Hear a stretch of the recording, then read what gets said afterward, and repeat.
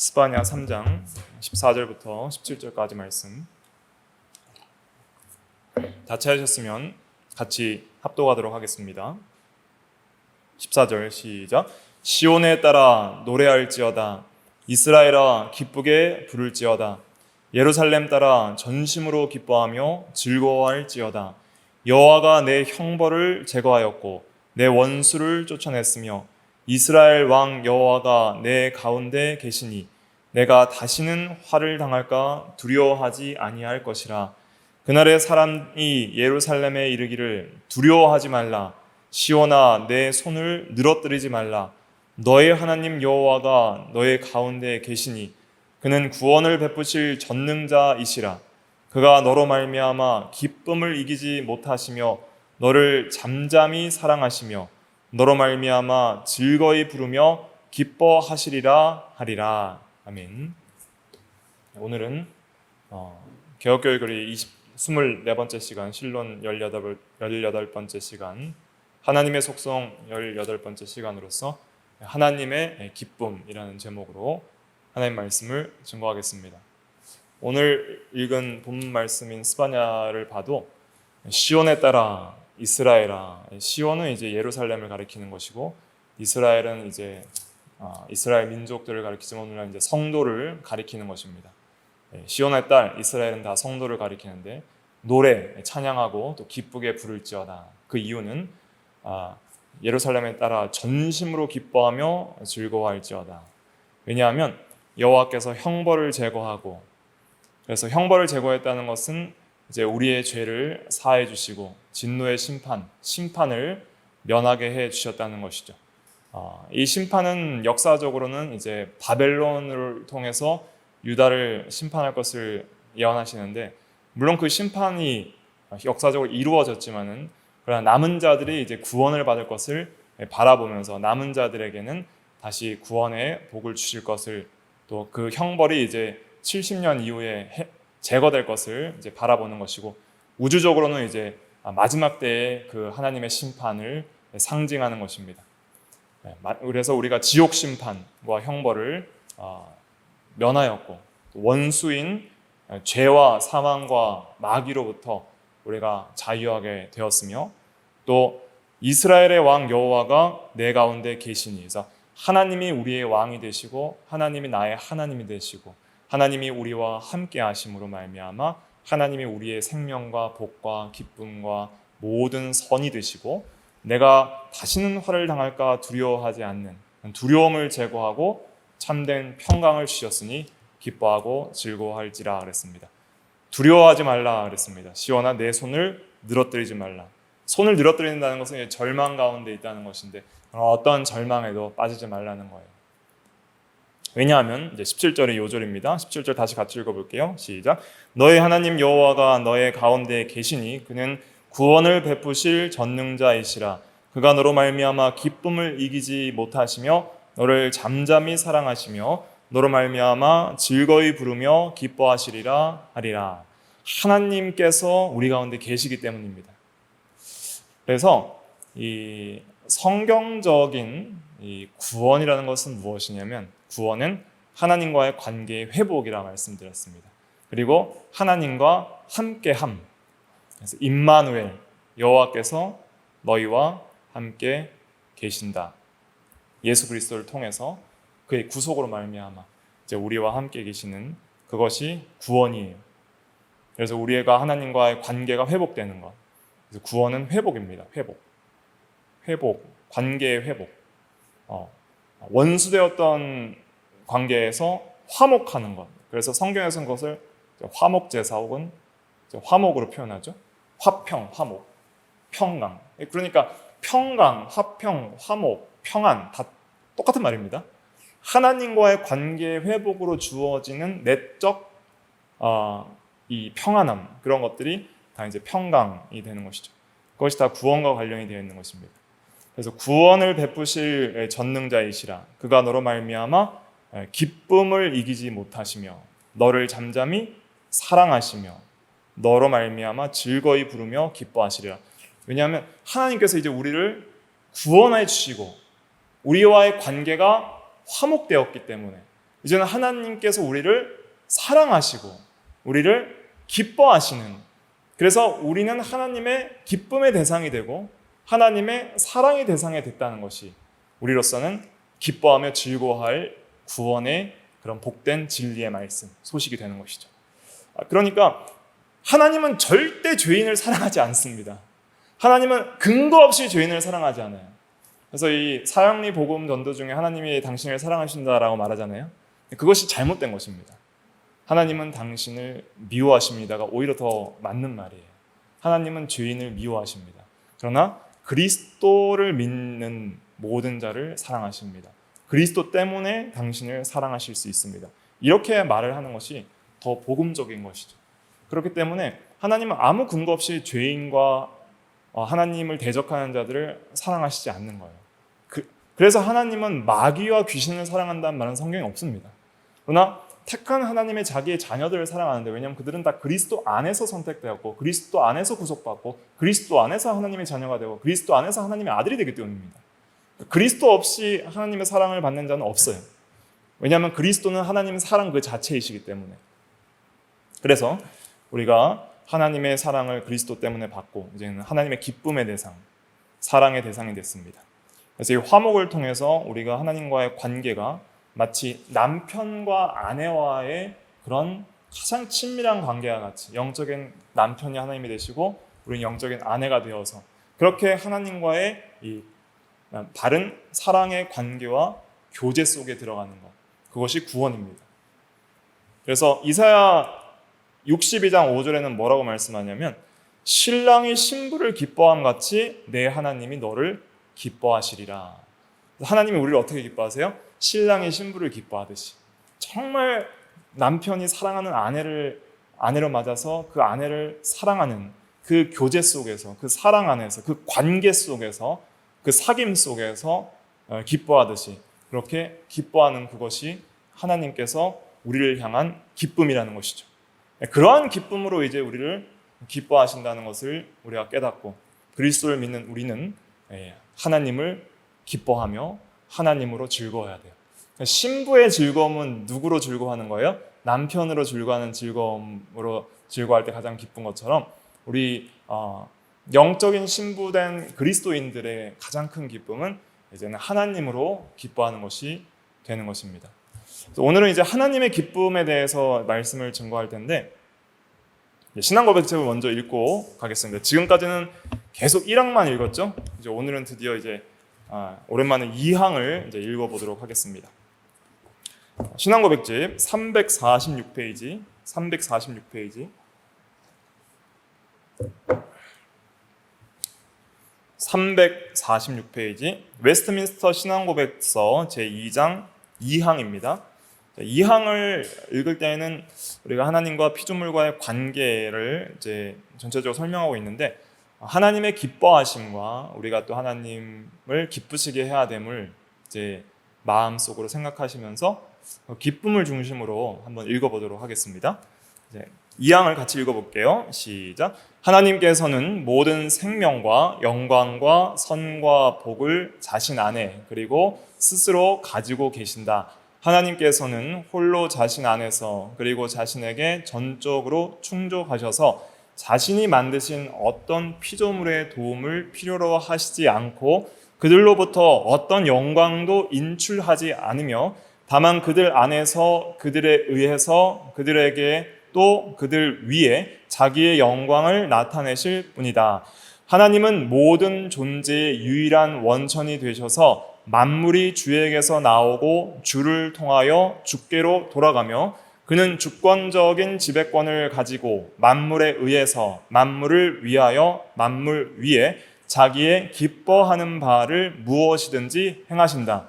그의 눈앞에 만물이 드러나고 나타나며 그의 지식은 무한하고 무어하며 피조물에게 의존하지 않고 그에게는 무엇이든지 우연한 것이나 불확실한 것이 없다.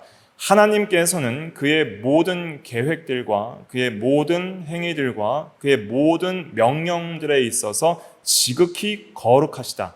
그에게는 천사들과 사람들과 다른 모든 피조물로부터 그가 요구하기를 기뻐하시는 예배, 봉사, 순종 등 무엇이든 드림이 당연하다. 네. 여기서 주목해야 될 것은 하나님께서는 모든 생명과 영광과 선과 복을 자신 안에 그리고 스스로 가지고 계신데, 자존성에 대한 얘기를 하고 있으면서 자존성을 통해서 하나님은 그 기쁨의 근원을 스스로 가지고 계신다, 이렇게 생각하시면 됩니다. 하나님은 자기 스스로 기뻐하실 수 있는 분이에요. 그래서 어떤 피조물에게도 이제는 전적으로 충족하시기 때문에 어떤 피조물의 도움을 필요로 하지 않고, 기쁨을 위해서 피조물께로 어떤 기쁨을 받을 어떤 그런 이유가 없으시고 필요도 없으시는 거예요. 오히려 기뻐하는 바를 무엇이든지 행하신다. 하나님은 스스로 기쁨을 가지고 있으시기 때문에 하나님은 기뻐하는 바를 행하심으로 그 기쁨을 다른 피조물들에게 오히려 주시는 분이지, 다른 피조물로부터 기쁨을 더해야 하는 불충분한 존재가 아니시라는 것을 기억을 해야 됩니다. 그래서 하나님은 기쁨 그 자체이시고 기뻐함의 근거를 스스로 가지고 계시고 기뻐하는 바를 무엇이든지 행하셔서 만물에게 자기의 기뻐하는 바를 행하셔서 모든 피조물에게 생명과 선과 복, 이런 것들을 오히려 주십니다. 그렇기 때문에 천사들이나 사람들과 다른 모든 피조물들은 하나님이 요구하기를 기뻐하시는 예배, 봉사, 순종 등 무엇이든지 드림이 당연하다. 그래서 우리는 하나님을 기쁘시게 해야 할 마땅한 의무가 있습니다. 왜냐하면 기쁨의 하나님께서 우리에게 우리가 기뻐할 모든 좋은 것들을 주시기 때문에 우리는 하나님께 예배하며 봉사하며 또 특별히 이 순종을 통해서 하나님을 기쁘시게 하는 거예요. 그것이 우리가 이 피조물 되며 하나님의 자녀된 성도들의 합당한 의무이다 하는 것을 깨닫게 되는 것이죠. 그러면 이제 좀 자세하게 살펴보도록 하겠습니다. 오늘 이 기쁨을 잘 이해하시면 기독교 신앙에 있어서 굉장히 또 중요한 것들을 깨달을 수가 있습니다. 하나님의 기쁨의 정의가 무엇인가 좀 간단하게 좀 정의를 했습니다.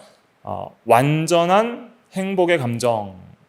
그래서 하나님의 기쁨은 이 감정적 요소예요. 감정적 요소. 하나님도 감정을 가지고 계시는데 이 감정은 우리 인간이 가지고 있는 어떤 죄성에 근거하거나 어떤 제한적이거나 그런 것이 아니라 그런 완전성에 근거한 감정인데, 특별히 이제 행복의 감정이다라는 것이 기쁨입니다. 행복의 감정인데 참 우리가 행복할 때 기쁘잖아요.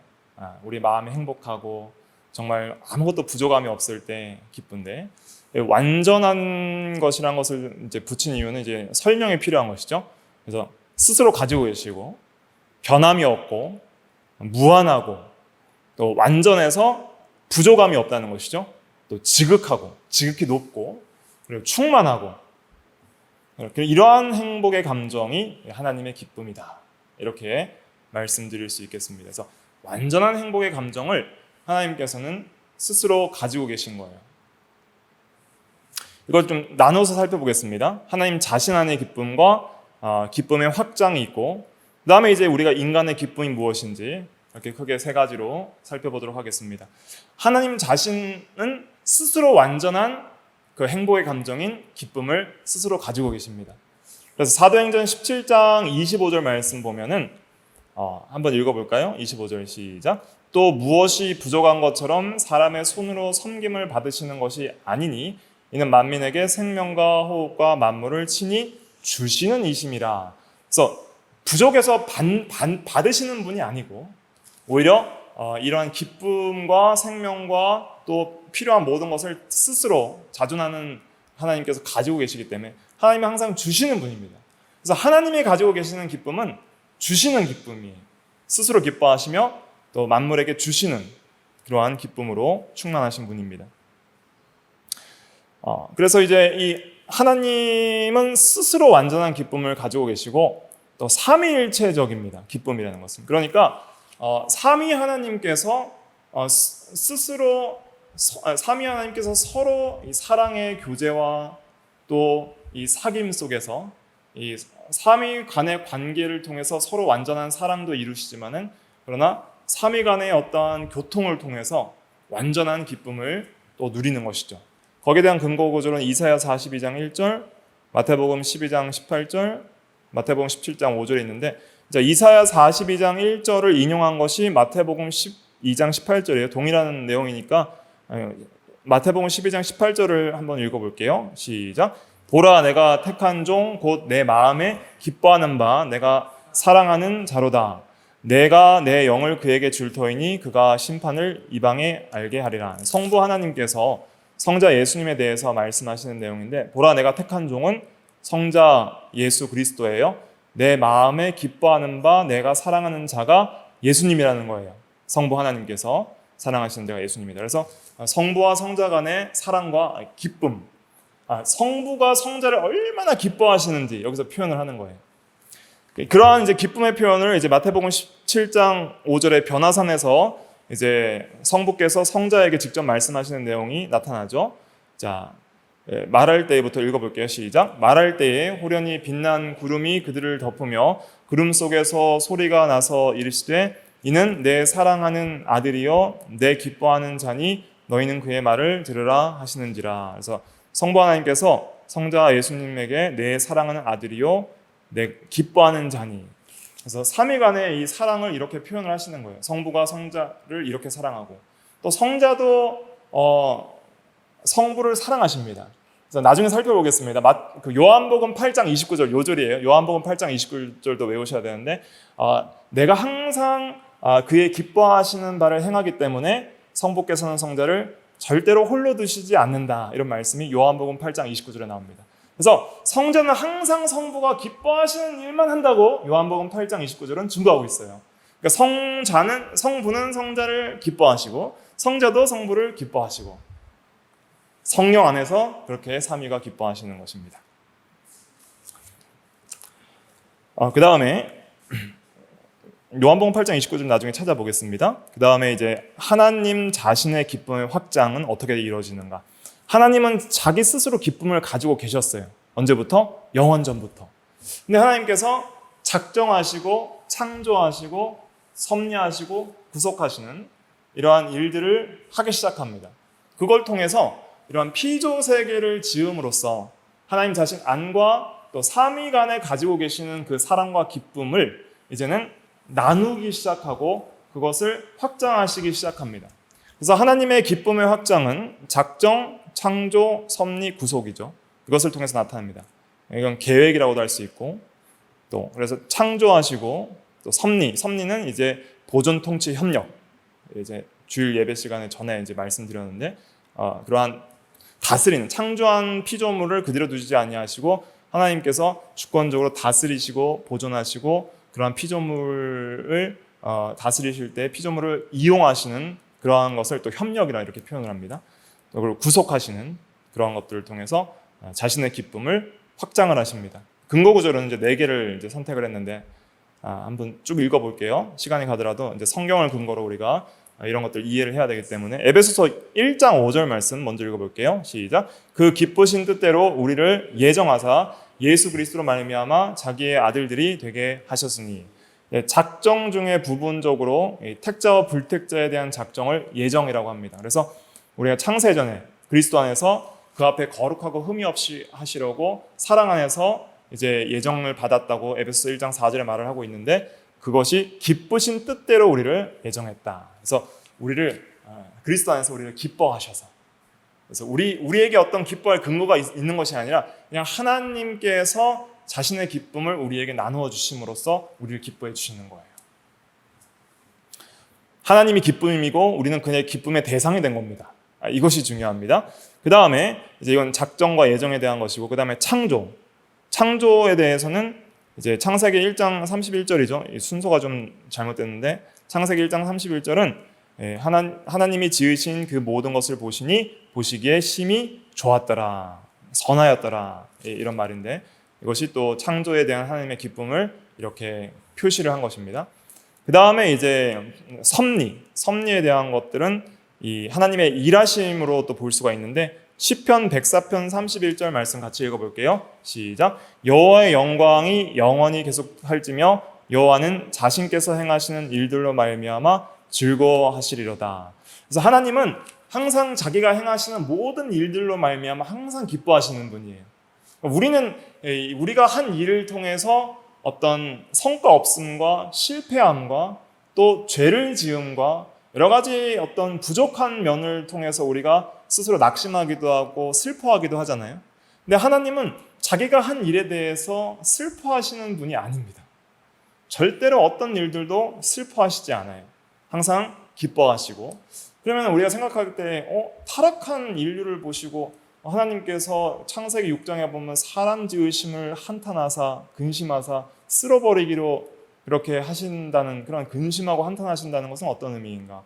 그것은 우리의 인간적인 후회나 근심, 낙심, 그런 슬픔, 하나님께는 그런 인간적인 그런 것들이 있는 것이 아니에요.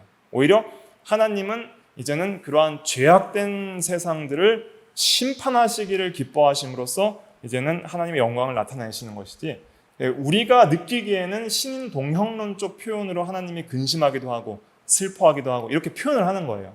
그것이 이제 인격적인 하나님을 표현하기에 가장 인간적인 용어가 가장 하나님을 잘 표현하는 용어이기 때문에. 하지만은 그러나 그러한 인간성과 제한성으로 하나님을 생각해서는 안 된다는 것이죠. 우리 하나님은 악인들이 회개하지 않을 때 심판하기를 기뻐하심으로 심판하시고, 그것을 우리가 볼 때는 우리 인간적인 입장에서는 그걸 후회하시고 근심하셔서 그렇게 심판하시는 것처럼 그렇게 표현을 하는 것이죠. 그러나 동시에 또 악인들이 죽기를 원하시지 않고 예수 그리스도를 믿고 회개하기를 또 기뻐하시는 거예요. 그래서 회개하고 돌이키기도 기뻐하시고 회개하지 않는 죄인들을 심판하는 것도 기뻐하시는 거예요. 왜냐하면 하나님은 선과 사랑 그 자체이기 때문에. 선은 악을 미워하는 것입니다. 그 다음에 구원에 대해서 오늘 스바냐 3장 17절이 증거하는 거예요. 그래서 스바냐서가 1장부터 3장까지 짧은 서신으로 되어 있는데, 스바냐의 중심 주제는 무엇이냐면 여호와의 날, 하나님의 심판, 그리고 구원, 그리고 기쁨. 이 기쁨이라는 중요한 주제가 스바냐의 중요한 핵심적인 주제입니다. 그래서 스바냐서 3장 17절에도 보면은 구원을 베푸실 전능자라 하시면서 하나님이 너로 말미암아 기쁨을 이기지 못하시며 너를 잠잠히 사랑하시며 너로 말미암아 즐거이 부르며 기뻐하시리라. 그래서 구원을 통해서 하나님께서 우리를 구원하시는 것을 통해서 독생자를 주시까지 사랑하시는 그 사랑을, 기쁨을 나누심으로써 우리에게 주심을 통해서 기뻐하시는 거예요. 그러니까 주는 자가 복되어 받는 자가 복되어, 주는 자가 복되다 그랬죠. 주는 것이 받는 것보다 복되도다, 그렇게 주님께서 말씀하셨는데, 나중에 또 살펴보겠지만은 이렇게 기쁨을 확장하심으로써 자신이 또 기뻐하시는 거예요.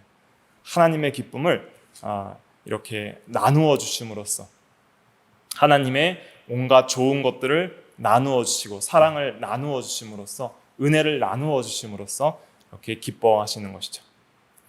그래서 여기서 강조하고자 하는 건 무엇이냐면, 하나님은 스스로 자신 안에 완전한 기쁨을 가지시고 또한 그러한 기뻐할 수 있는 모든 좋은 것들을 주시는 분이시다. 그러니까 기쁨을 주시는 분이시다. 그래서 하나님께 기뻐할 수 있는 모든 것들을 받은 자는 기뻐할 수 있는 거예요. 그래서 인간의 기쁨이라는 것은 어디에 있는가? 인간은 스스로 기뻐할 수 있어요? 없어요? 없습니다. 이 기쁨은 인간에게 있어서는 외부로부터 주어져야 하는 거예요. 그러니까 하나님께 받아야 돼요. 기뻐할 수 있는 모든 근거는 하나님께 있어요. 그럼으로써 우리는 결론적으로 하나님으로 기뻐할 때에 영육의 완전한 기쁨을 누릴 수 있습니다.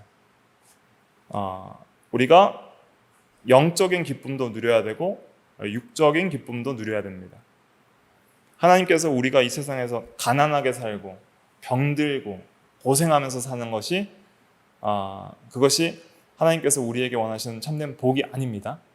하나님께서는 우리가 이 세상에서도 경제적으로도 어렵지 않고 육체적으로도 건강하며 또 여러 가지 이 세상에서도 육신적인 어려움을 안 당하고 또 영적으로도 온전히 기뻐하시기를 원하시는 것이 처음 창조 때의 하나님의 뜻이었어요.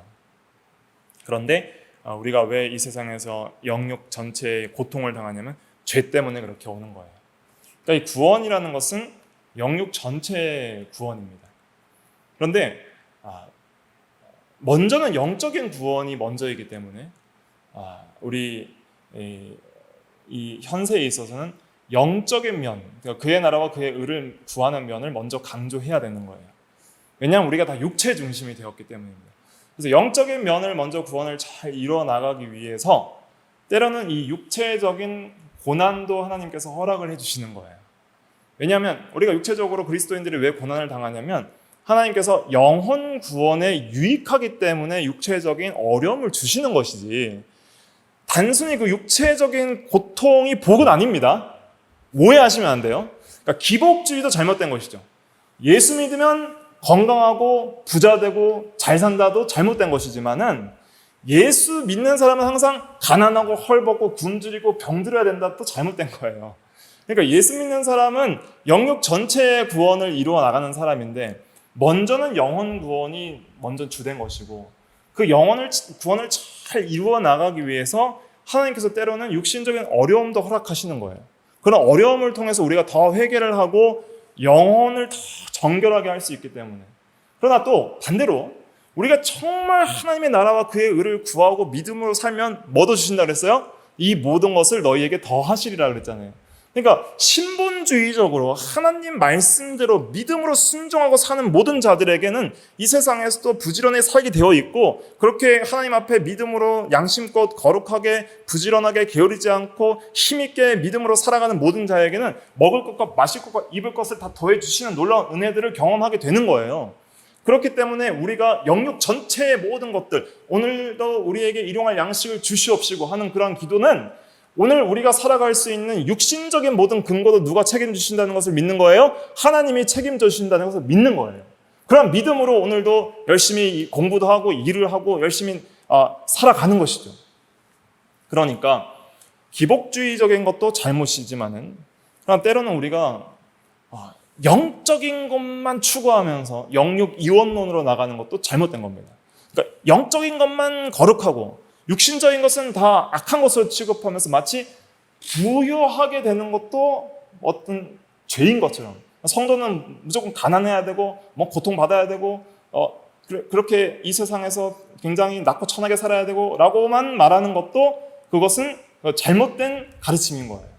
그러니까 우리가 믿음으로 살아가면, 부유하게 해주시면 그것도 감사함으로 받는 것이고, 그리고 믿음으로 살아가고 믿음으로 열심히 살아가는데 고통도 주시면 감사함으로 인내하는 거예요. 그것이 이제 바른 신앙이다 하는 것을 깨달아야 하는 것입니다.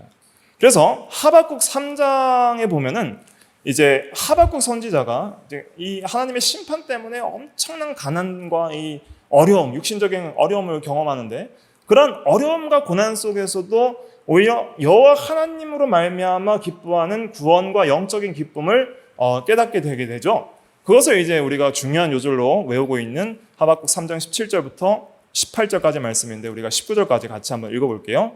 시작. 비록 무화과 나무가 무성하지 못하며 포도나무에 열매가 없으며 감람나무에 소출이 없으며 밭에 먹을 것이 없으며 우리의 양이 없으며 외양간에 소가 없을지라도 나는 여호와로 말미암아 즐거워하며 나의 구원의 하나님으로 말미암아 기뻐하리로다. 주 여호와는 나의 힘이시라. 나의 발을 사슴과 같게 하사 나를 나의 높은 곳으로 다니게 하시리로다. 그래서 이렇게 경제적으로 어려움이 있다 할지라도 여호와로 말미암아 즐거워하며 구원의 하나님으로 말미암아 기뻐하리로다. 이것은 영적 기쁨을 가리키는 겁니다. 영적 기쁨. 그러니까 이 세상이 어떠하든지 하나님께서 주시는 그 영적인 하나님으로 말미암아 충만한 성령께서 주시는 성령 열매인 사랑과 그 희락. 성령께서 주시는 것은 로마서 14장 17절에 이렇게 말씀하고 있습니다. 하나님의 나라는 먹고 마시는 것이 아니라, 이런 물질적인 것이 아니라 오직 성령 안에서 세 가지 뭐예요? 의와 평강과 희락이라. 그 희락, 성령 안에서 주시는 그 기쁨, 희락, 성령의 열매인 그 희락으로 말미암아 기뻐할 수 있는 기쁨, 그것이 영적인 기쁨이다. 이것을 우리가 먼저 추구해야 되고, 그 안에서 기뻐할 때 필요한 모든 것을 더하십니다. 이렇게 어려운 가운데서도 육신적으로 살려주시는 하나님을 보는 거예요. 무화과나무가 무성치 못하며 포도나무에 열매가 없으며 감람나무에 소출이 없으며 밭에 먹을 것이 없으며 우리의 양이 없으며 외양간에 소가 없을지라도 영적으로 여호와로 말미암아 기뻐하는 동시에 육신적인 생명도 살려주시는 하나님의 놀라운 은혜들을 현세에서 경험하는 거예요. 그때 하나님께서 나의 힘이시라, 나의 생명이시라, 이런 거 고백을 할 수가 있는 거예요. 이런 신앙적인 고백이 우리에게 필요한 것이죠. 그래서 우리가 오늘 중요한 이제 내용과는 조금 이제 차이가 있는데, 이왕 이제 영육의 어떤 복과 기쁨에 대해서 말을 했으니까 우리 한 구절만 좀 살펴보고 다음 진도로 좀 나갔으면 좋겠습니다. 전도서 5장 한번 찾아보세요. 전도서 5장. 구약성경 953페이지. 전도서 5장이 영육의 어떤 복에 대해서 우리가 특별히 어떤 재물과 또 이 세상에서 누릴 수 있는 즐거움에 대한 것과 영적 기쁨에 어떻게 조화될 수 있는지를 잘 설명하는 중요한 이제 장입니다. 전도서 5장 먼저 10절을 한번 읽어볼게요. 10절. 전도서 5장 10절 시작. 은을 사랑하는 자는 은으로 만족하지 못하고 풍요를 사랑하는 자는 소득으로 만족하지 아니하나니 이것도 헛되도다. 전도서에서는 계속 세상의 모든 육신적인 것들이 헛된 것으로 표현을 하잖아요. 헛되고 헛되며 헛되고 헛되니 모든 것이 헛되도다. 근데 초점을 바로 가져야 됩니다. 세상의 모든 것이 그냥 무조건 헛되다는 의미가 아니에요. 만약에 이 세상에 있는 물질적이고 육신적인 것들이 헛되다면 에덴 동산을 안 만드셨고 그 안에 동산 모든 실과의 나무를 아담에게 따먹으라고 하지 않으셨을 거예요. 그러니까 아담은 이 세상에서 영적인 기쁨을 누릴 동시에 동산나무의 모든 과실의 이 세상의 물질적인 것들을 누리면서 기뻐하는 기쁨에 있었어요. 근데 그 기쁨은 어디 안에서 기뻐하는 거예요? 하나님 안에서 기뻐하는 거예요. 하나님께서 이 모든 것을 내게 주어서 누리니 하나님 감사합니다. 하나님 감사합니다 하고 동산나무 실과를 따먹는 거예요. 근데 선악과를 따먹는 즉시 모든 감사와 하나님께 대한 영광은 다 사라져버리는 것이죠. 그러니까 여기서 말하는 것은 은을 사랑하는 자는 은을 만족하지 못하며 하나님을 떠난 자의 헛됨을 말하는 거예요. 하나님을 떠나 은을 사랑하고 그럴 때 은으로 만족하지 못한다. 하나님을 떠나 풍요를 사랑하는 자는 소득으로 만족하지 아니하니 하나님을 떠난 모든 삶은 육신적으로 헛되도다. 그러나 하나님을 경외하고 하나님께서 모든 것을 주심을 믿고 신본주의적인 하나님 중심의 신앙으로서 살아가는 사람은 다름을 18절부터 20절이 증거를 하고 있는 것이죠. 18절부터 완전히 반전이 시작되는 겁니다. 18절, 5장 18절부터 20절 읽어볼게요. 시작. 사람이 하나님께서 그에게 주신 바 그 일평생에 먹고 마시며 해 아래에서 하는 모든 수고 중에서 낙을 보는 것이 선하고 아름다움을 내가 보았나니 그것이 그의 몫이로다. 또한 어떤 사람에게든지 하나님이 재물과 부를 그에게 주사 능히 누리게 하시며 제 몫을 받아 수고함으로 즐거워하게 하신 것은 하나님의 선물이라. 그는 자기의 생명의 날을 깊이 생각하지 아니하리니 이는 하나님이 그 마음에 기뻐하는 것으로 응답하심이니라. 그래서 하나님으로 기뻐하는 자는 자기의 육신적인 생명의 날을 깊이 생각하지 않고 사는 것이 그리스도니 죽는 것도 유익함이라 하는 그런 믿음으로 나가는데, 영적 기쁨으로 충만하며 하나님을 사랑하며 은보다 하나님을 사랑하고 이 세상의 재물보다 하나님을 사랑하고 자기 생명보다 하나님을 사랑하면서 그 말씀에 순종하기 위해서 이 세상에서도 일하기 싫거든 먹지도 말라는 말씀 때문에 열심히 부지런히 일하고 세상에서 빛과 소금이 되기 위하여 이 세상에서 부지런히 살고 영육 전체의 생활에 있어서 바른 신앙으로 살아갈 때에 하나님께서 그 사람에게 이 해 아래에서 수고하는 그의 몫을 주심으로 재물 얻을 복도 주시고 이 세상에서 먹고 마시며 누리게 하시며 또한 부여와 풍요를 그에게 능히 주사 누리게 하실 때에 그 모든 것들을 하나님이 주신 줄 알고 하나님 감사합니다. 감사함으로 받고 누리며 기뻐할 때 그것은 육신적으로도 기뻐하는 동시에 근원적으로는 하나님으로 말미암아 기뻐하는 것이니 영육 전체에 하나님께서 주시는 복으로 말미암아 온전한 기쁨을 누려가는 거예요. 사실은 이 영육 전체의 기쁨은 마지막 이제 영원한 하나님의 나라에서 그리스도 재림 이후에 우리에게 완전하게 주어질 것입니다. 그러나 이 세상에서도 우리가 믿음으로 살며 육신적으로도 부지런히 살아갈 때 하나님께서 그 모든 성경적으로 믿음으로 바로 살아가는 그리스도인에게 영육 전체에 필요한 모든 것을 공급해 주시는 하나님의 은혜와 복을 경험할 것이니 그것은 하나님이 주신 것임을 알고 하나님 안에서 영육 전체가 기뻐할 수 있는 거예요. 그러한 기쁨을 누리는 것이 중요한 것입니다. 하나님이 그 마음에 기뻐하는 것으로 응답하심이니라. 하나님께서 우리에게 기뻐할 수 있는 근거들을 다 주시는 거예요. 그래서 진정한 그리스도인들은 부여할 때의 그 부여 때문에 하나님을 잊어버리지 않습니다. 가난할 때의 그 가난 때문에 하나님을 잊어버리지 않습니다. 진정한 그리스도인들은 모든 것이 하나님의 작정과 섭리 가운데 우리에게 은혜로 주신 건 줄 믿고 감사함으로 받고 인내로 참으며 기뻐하는 거예요. 그래서 너희가 여러 가지 시험을 만나거든 온전히 기뻐하라. 이는 너희 믿음의 시련이 인내를 만들어내는 줄 알미니라. 인내를 온전히 이루라. 이는 너희로 온전하고 구비하여 조금도 부족함이 없게 하려 함이라.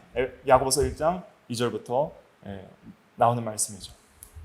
그래서 이러한 믿음으로써 우리가 나아가야 됩니다. 정말 이제는 그리스도를 통하여서 우리를 구원해 주신 하나님께서 먼저는 우리의 영적인 유익을 위하여 우리에게 때로는 부요함도 주시는 거예요. 그래서 이러한 부요함과 또 때로는 우리에게 육신에 필요한 것들을 공급해 주시면서 하나님이 나를 이렇게 사랑하시는구나를 또 알게 하시고 또 때로는 연단과 어려움을 통해서 하나님께 더욱더 믿음으로 죄를 회개하고 또 하나님께 더욱 나아가고 하나님으로 말미암아 기뻐해야 함을 더 깊이 깨닫고 모든 우상들을 버리게 되는 것이죠. 그래서 인간은 하나님으로 말미암아 기뻐해야 됩니다. 이사야 61장 10절에도 보면 한번 읽어볼까요? 시작. 내가 여호와로 말미암아 크게 기뻐하며 내 영혼이 나의 하나님으로 말미암아 즐거워하리니 이는 그가 구원의 옷을 내게 입히시며 공의의 겉옷을 내게 더하심이 신랑이 사모를 쓰며 신부가 자기 보석으로 단장함 같게 하셨습니다. 그래서 우리가 이제 여호와로 말미암아 기뻐해야 된다는 것을 이제 깨닫게 됩니다. 시간이 좀 많이 갔지만 빠르게 하겠습니다.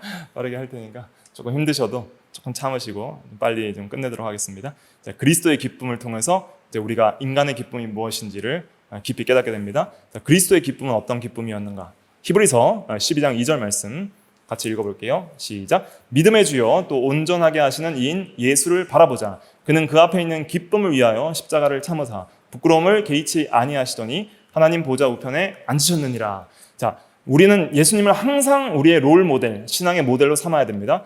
예수님은 기쁨을 위하여 십자가를 참으사. 이 기쁨은 어떤 기쁨인가? 우리를 택한 백성의 생명을 살리는 기쁨, 이제 구속주로서의 기쁨이에요. 예수님만 갖고 있는 기쁨이죠. 우리를 사랑하사 우리를 살리기 위해서 십자가를 참으면서 우리에게 사랑을 주시기 때문에 우리를 사랑하심으로 이제 생명을 십자가를 통해서 우리의 생명을 살려주실 그 기쁨이 있었던 거예요. 그래서 그 기쁨으로 십자가를 노란색은 구속주로서 예수님이 갖고 있는 기쁨입니다. 그 다음에 부끄러움을 개의치 아니하시더니 하나님 보좌 우편에 앉으셨느니라. 그래서 부활 승천하여서 하나님 보좌 우편에 앉아서 영광 받으실 기쁨, 그리고 이제 우리 하나님의 나라 백성으로서 하나님의 나라 백성을 왕으로서 통치하실 그 기쁨. 그것은 이제 2번과 3번은 이제 구속주로 가지고 있는 예수님의 고유한 이제 기쁨이라 할 수 있죠. 또 그렇다면 이제 1번은 우리가 이제 예수님을 통해서 우리도 같이 공유해야 될, 본받아야 될 기쁨입니다. 그 기쁨이 무엇이냐? 하나님의 말씀을 순종하여 하나님을 기쁘시게 하는 기쁨입니다. 그래서 예수님은 죽기까지 순종하셨으니 빌립보서 2장에 죽기까지 순종하심으로 하나님께 온전한 순종을 통해 하나님을 기쁘시게 함으로 자기도 기뻐하는 기쁨. 그것이 요한복음 8장 29절에 또 나와 있는데 한번 읽어볼게요. 요한복음 8장 29절 아까 읽으려고 했던 것 같이 읽어보겠습니다. 시작. 나를 보내신 이가 나와 함께 하시도다. 나는 항상 그가 기뻐하시는 일을 행함으로 나를 혼자 두지 아니하셨느니라. 항상 기뻐하시는 일을 행함으로 나를 혼자 두지 아니하셨느니라. 이걸 통해서 우리가 알 수 있는 것은 우리가 항상 하나님을 기쁘시게 하려면 하나님의 말씀을 순종해야 되는데 그렇게 순종하는 모든 하나님의 자녀들에게 항상 하나님이 우리와 함께 하십니다. 그래서 하나님이 나의 모든 것이 되어주십니다. 항상 잊지 말아야 될 것은 모든 것이 있어도 하나님이 없으면 모든 것이 없는 것이니 하나님은 모든 것의 근원이시고, 모든 것이 없어도 하나님이 계시면 모든 것이 있는 것이니 하나님은 모든 것이기 때문입니다. 그래서 하나님을 소유한다는 것은 모든 좋은 것을 다 얻는다는 거예요. 그래서 기독교적인 복이란 것은 무엇이냐면, 예수 믿으면 복 받습니다, 복 받습니다. 맞는 말입니다. 복이 뭐냐면 하나님 자신이에요. 하나님 자신이 복입니다. 그래서 항상 복은 하나님이다 이렇게 생각하시면 됩니다.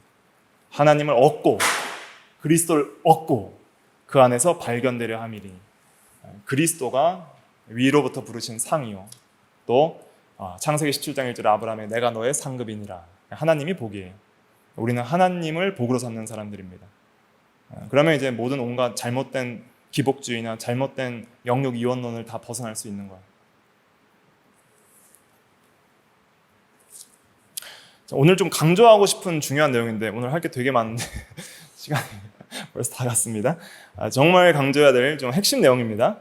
자, 기쁨과 생명과의 관계예요. 이제 기독교 신앙을 이해하면서 이런 것들이 이제 조화가 되기 시작해야 됩니다. 기쁨, 생명, 그리고 이제 또 사귐까지 가야 되는데, 자, 기쁨은 어디에서 오는가? 잘 생각해 보세요. 생명이 넘칠 때 기쁜 거예요. 그러니까 아이가 태어나면 기쁘죠. 근데 죽으면 슬픈 거예요. 이걸 통해서 기쁨과 슬픔의 최고를 알 수 있는 거예요. 생명이 넘칠 때, 우리가 막 활력이 넘칠 때, 막 힘이 있을 때, 뭔가 의욕적일 때 기쁜 거예요. 막 생명이 넘칠 때. 우리가 어린아이들 별로 안 슬퍼하죠? 어린아이들은 별로 걱정이 없어요. 왜냐하면 생명이 넘치고 특별히 하나님 앞에 자범죄를 그렇게 많이 짓지 않기 때문에.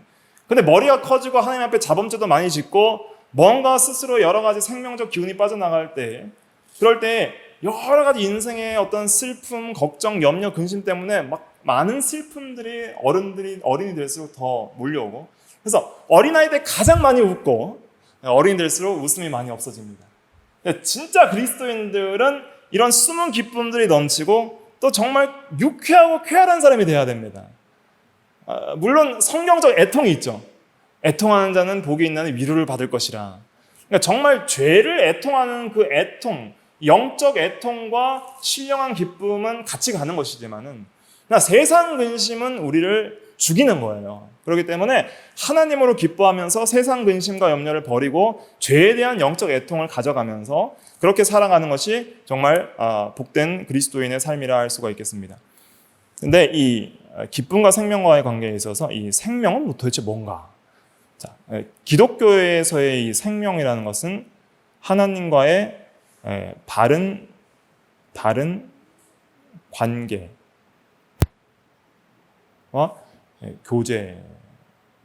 교제를 말합니다. 사귐.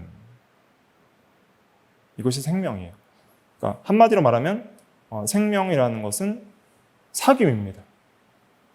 이제 헬라어로 코이노니아라고 표현을 하는데, 생명은 하나님과의 바른 화목된 관계 속에서 사랑의 교제와 사귐을 가지는 것이 생명이고, 그러면 영생은 뭐냐? 성경에서 말하는 영생은 뭐냐면은 이 사귐의 영원한 지속이에요. 지속. 이게 정말 중요한 개념입니다. 예수 믿으면은 그냥 죽으면 천국 가는 그런 수준의 복음으로 싸구려 복음을 만들어 버렸어요. 오늘날 기독교가. 그게 아닙니다. 천국은 예수를 믿는 즉시 가는 거예요. 그리고 그 천국은 하나님과의 바른 관계 속에서 하나님의 통치를 받으며 하나님과 함께하며 하나님과 사귀는 그 세계, 그걸 가리키는 거예요. 그리고 영원한 생명이라는 것은 이 사귐의 영원한 지속이에요.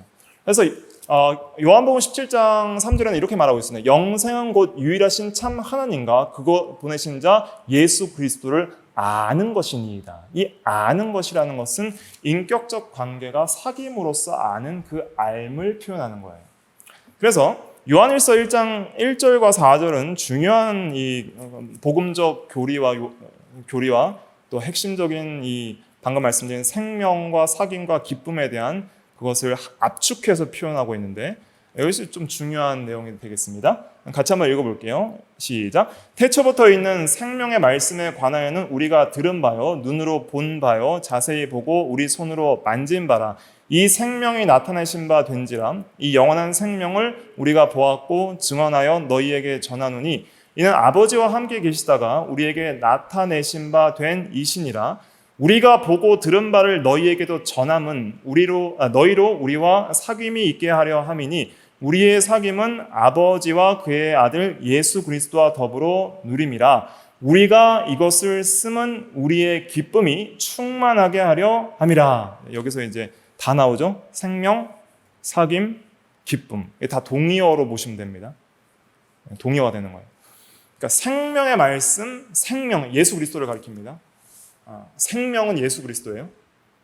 요한 사도의 신학에서 있어서 그 영원한 생명을 우리가 이제 들은 바요, 눈으로 본 바요, 만진 바요. 예수님의 그 성육신한 육체를 만졌다는 거예요. 그 생명을 전함은, 그리스도를 전함은 목적이 뭐예요? 우리와 사귐이 있게 하려면. 그러니까 그리스도를 믿음으로써 결국은 구원을 받게 되는데 그 구원의 핵심은 어디에 있냐면 사귐에 있는 거예요. 사귐. 구원의 핵심은 어디에 있어요? 사귐에 있는 겁니다. 세례는 뭘 말하냐면 사귐의 시작을 말하는 거예요. 세례는 사귐의 시작, 성찬은 사귐의 지속을 상징하는 성례입니다. 그래서 하나님과 예수 그리스도와 더불어 생명적 사랑의 관계와 사귐의 교제 속에 들어가는 것이 구원의 핵심이에요. 그 사귐은 목적이 어디 있어요? 기쁨을 충만하게 하려 함이라. 그래서 생명은 곧 사귐이요 그 사귐 속에 하나님께서 주시는 기쁨을 누리는 거예요.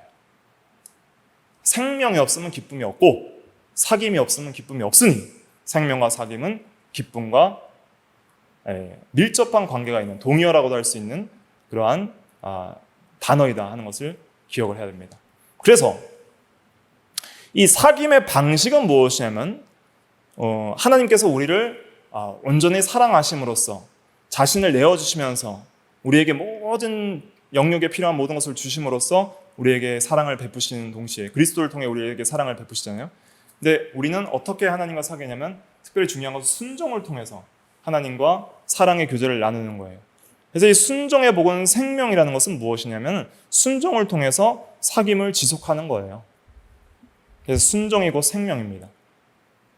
순종이 의고 의가 생명인데 이 순종의 복을 예수님께서 뭐라고 표현하셨냐면 기쁨이라고 표현하셨습니다. 그것이 요한복음 15장에 있습니다. 15장 10절부터 11절 말씀 읽어볼게요. 시작. 내가 아버지의 계명을 지켜 그의 사랑 안에 거하는 것 같이 너희도 내 계명을 지키면 내 사랑 안에 거하리라. 내가 이것을 너희에게 이름은 내 기쁨이 너희 안에 있어 너희의 기쁨을 충만하게 하려 함이라. 그래서 이 계명을 지킨다는 것은 순종이죠. 이 순종이 곧 사랑인데 사랑은 곧 또 사귐이라고 할 수 있습니다. 그리고 이 어떤 순종과 사랑의 어떤 이 사귐이 곧 생명이에요. 생명. 근데 이 생명이 너희 안에 있어 생명을 충만하게 하려 함이라 이렇게 표현할 수도 있는데 기쁨이라고 표현을 하고 있습니다. 예수님께서는. 그러니까 이 생명에 기쁨이 있다는 거예요. 그러니까 생명이라는 것은 관계의 연합입니다. 죽음은 관계의 단절이에요. 그러니까 육신의 생명이 죽는 것은 영혼과 육신의 단절이고 영적 생명이 죽는 것은 하나님과 우리의 관계의 단절이에요. 그러니까 이 관계의 연합은 곧 사랑의 연합이고 사귐에 있는 거예요. 그러니까 이 사귐, 이 기독교 신앙에 있어서 하나님과 그리스도와 더불어 이 사귀는 것이 곧 우리가 말하는 생명입니다. 그러니까 이교도에서 말하는 생명과는 완전히 다른 거예요. 이교도에서 말하는 것은 그냥 무한히 지속적으로 안 죽고 사는 것이 불사영생이잖아요. 그러니까 자기 스스로 그냥 어떤 존재의 지속을 하는 것이 이교도의 생명이라면 우리가 말하는 생명은 존재의 지속이 아니라 관계의 회복인 거예요. 이것이 기독교 신앙과 이교 신앙의 완전히 다른 점입니다. 근데 이 관계의 회복의 관점에서 생명을 보지 않으면 잘못된 오류에 빠지게 되는 거예요. 그리고 이러한 순종과 이러한 하나님께 대한 계명의 순종이 왜곡되는 거예요. 율법주의나 폐법주의로. 그러나 잊지 말아야 될 것은 하나님에 대한 완전한 순종은 사랑과 사귐의 방식이며 우리에게 있어서는 거기에는 하나님과의 지속적 교제가 있는 생명이 거기에 있고 그러한 그 생명 속에 참된 기쁨이 있는 거예요. 왜냐하면 그러한 바른 관계 속에서 우리는 하나님을 얻기 때문에, 하나님과 바른 사귐 속에서 우리는 하나님을 더 온전히 소유할 수 있기 때문에, 하나님이 나의 하나님이 되시기 때문에, 그래서 하나님 안에서 우리는 기뻐할 수 있는 것입니다. 그래서 기독교적인 생명과 사귐과 기쁨은 구원론에서 있어서 동의어로 생각할 수 있을 정도로 성경은 증거하고 있다 하는 것을 기억을 하셔야 되겠습니다. 그 외에도 참 할 게 많이 있는데 다 하려면 시간이 없죠. 그래서 오늘은 여기까지만 하겠습니다. 다음에 좀 더 좀 깊이 있게 다루면서 다시 복습을 하면서 이건 좀 다루는 것이 더 유익할 것 같습니다. 그래서 오늘 한 가지 꼭 가져가셔야 되는 거 있는데, 무엇이냐면 하나님은 자신 안에 기쁨을 가지고 계신다. 그리고 인간의 기쁨은 하나님으로부터 주어지는 것이다. 영육 전체가 그렇습니다. 영적인 하나님과의 관계도 하나님께서 주시는 것이고, 그리스도를 통해서 육신적인 필요도. 그래서 우리가 주기도문을 통해서 오늘 우리에게 일용할 양식을 주시옵시고 하라고 기도하는 것은 오늘 하루 살아갈 수 있는 육신적인 근거가 누구에게 있다는 거예요? 하나님께 있다. 우리의 육신적 생명도 하나님께 있다는 것을 고백함으로써 영육 전체의 생명의 복은 하나님이 주신다는 것을 고백함으로 신본주의 중심으로 하나님 안에서 기쁨을 찾는 것이죠. 그러한 이 신본주의적인 기쁨을 추구하는 신앙은 어디에서 오냐면 하나님과의 바른 사귐에서 오는데, 거기에 우리의 참된 생명이 거기에 있는 것이고, 거기에 우리의 기쁨이 있는 것입니다. 이것은 영적인 것이기 때문에 믿는 자밖에는 알 수가 없는 거예요. 이러한 기쁨은 오늘 또 중요한 것 중에 하나는 순종을 통해서 우리가 얻을 수 있고, 그 다음에 믿음, 사랑, 소망을 통해서 얻을 수 있습니다. 믿음, 사랑, 소망을 가져야 됩니다. 또 다음 시간에 또 보충 설명하겠습니다. 그리고 항상 기뻐하라, 쉬지 말고 기도하라, 범사에 감사하라 그랬죠? 기도해야 됩니다. 감사해야 됩니다. 그런지 기뻐할 수 있습니다. 이런 것들을 좀 기억하시고 적용해서 우리가 정말 하나님으로 기뻐하는 그 세계가 무엇인가? 한나도 사무엘상 2장에 구원의 하나님으로 기뻐한다 그랬잖아요. 하나님으로 즐거워하고 기뻐할 수 있는 그 세계, 신앙인들이 그렇게 고백했던 것, 예수님이 가지고 있었던 하나님으로 기뻐하는 그 삶, 그것을 이제 우리가 회복하는 것이 우리가 구원을 이뤄나가는 것이다.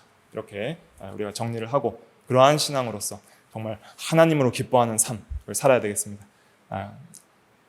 계속 더 뭘 해드리고 싶어서 마지막으로는 진리와 성령으로 기뻐하는 거예요. 그래서 진리와 함께 기뻐하고 성령으로 기뻐하는 것, 이것이 하나님을 기뻐하는 것입니다. 이것에 대해서는 좀 깊이 있게 또 해야 되기 때문에 다음 시간에 좀 더 깊이 있게 하도록 하겠습니다. 기도하겠습니다.